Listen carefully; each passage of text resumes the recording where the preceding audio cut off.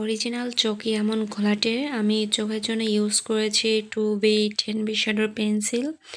আইব্রোটার জন্য আমি 6B শ্যাডোর pencil use করেছি। আর সারা মুখের জন্য আমি ইউজ করেছি 2B শ্যাডোর পেন্সিল।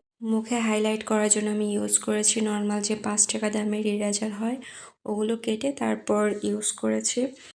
আসলে হাইলাইট যতটা সুন্দর হবে ছবিটা দেখতেও ততটা রিয়েলিস্টিক লাগবে। তাই এটা করার জন্য আমি ফার্স্টে 2-3টে লেয়ার দিয়ে নিয়েছিলাম। উপরের লেয়ারটায় আমি 8B শ্যাডোর পেন্সিল ইউজ করেছি।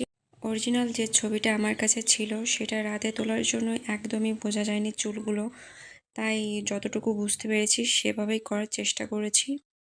এরপর গলার দিকটা কমপ্লিট করে শার্ট করেছি। শার্টের কলারের সেলাইগুলোও দিয়েছি যাতে আর একটু রিয়েল লাগে, এই জন্য।